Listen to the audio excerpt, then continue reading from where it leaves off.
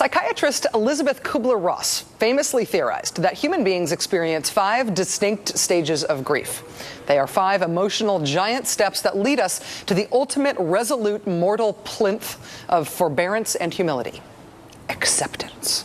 Well, tonight we here at The Rachel Maddow Show hereby offer up our own 5-stage progression. The 5 stages of Bush got a shoe thrown at him. The first stage is denial. Admit it. Your first reaction when you heard the news was, no way, no way, no way that actually happened. A shoe?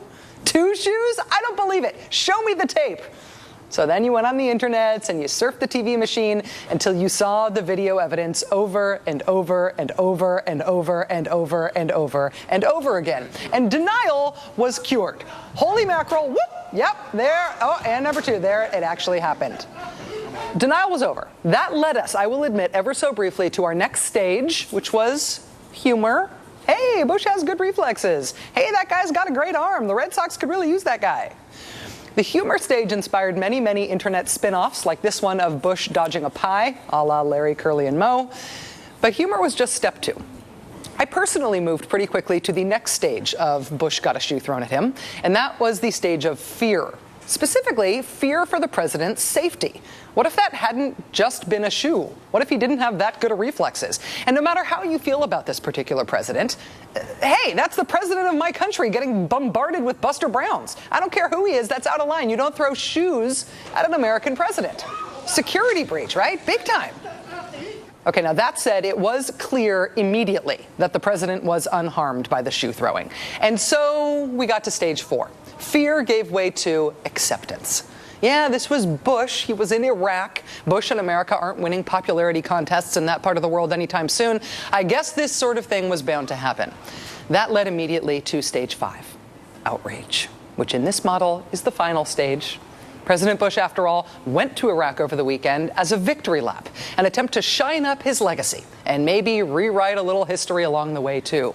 He was there to pat himself on the back for liberating 25 million Iraqis, as he likes to say, to highlight how the Iraq War, or as he calls it, the Battle of Iraq, has been such a huge success and Iraq is now safe and free. Awkward, of course, that the trip to highlight the great security progress in Iraq had to happen in secret. Reporters who went with him were only allowed to tell their spouse and 1 colleague. There's been so much security progress in Iraq that 7 members of one family were killed in Mosul the same day he was speaking, and 16 more were killed today after he left.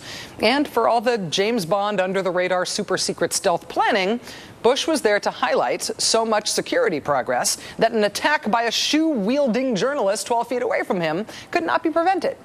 But ask President Bush about the attack, and what you get from him is that whole freedom is untidy line that Donald Rumsfeld made famous during the looting that followed our Iraq invasion. The New York Times reported it this way, quote, Bush called the incident a sign of democracy, saying that's what people do in a free society, draw attention to themselves. As the man screaming could be heard outside. Minutes earlier, security pounced on the journalist. As you can see, they sort of sat on his head to keep him down.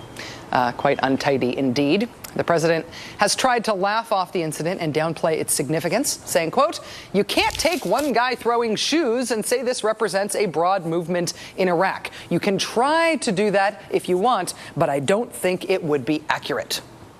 Fair enough. One guy does not a movement make. But how about thousands of guys, as in the thousands of Iraqis who took to the streets today in support of that one guy, the Iraqi journalist who they proclaimed a hero? Not the image the White House was going for when they dreamed up this victory tour. This was President Bush's final attempt to resell us the war in Iraq, to cast it as a success story, to say, I won, I won. During an interview with ABC News shortly after the shoe throwing, the president even tried to define the war in Iraq as a victory against terrorism. One of the major theaters against al-Qaeda turns out to have been Iraq. This is where al-Qaeda said they're going to take their stand. This is where al-Qaeda was hoping to take. But not until after the U.S. invaded. Yeah, that's right. So what? I mean, so the point is that al-Qaeda said they're going to take a stand. Yeah, so what? So what? So what if we made al-Qaeda in Iraq come into existence by invading Iraq and having no plan of what to do after? So what? Is that your final answer? The difficult thing about a victory lap is that A, there needs to be victory. And B, the people you are triumphantly visiting should probably be happy to see you. We know about point 2. The shoe-hurling debacle is bound to be a staple on whatever the future's YouTube is for generations to come. But lost in all the middle of this is point 1, the idea of a victory, a clear-cut victory, right? President Bush made his secret trip to Iraq to hail the passage of a new status of forces agreement that will allow U.S. troops to remain in Iraq past the end of this month. The agreement specifically requires that U.S. combat troops be out of Iraq's towns and cities by the end of June.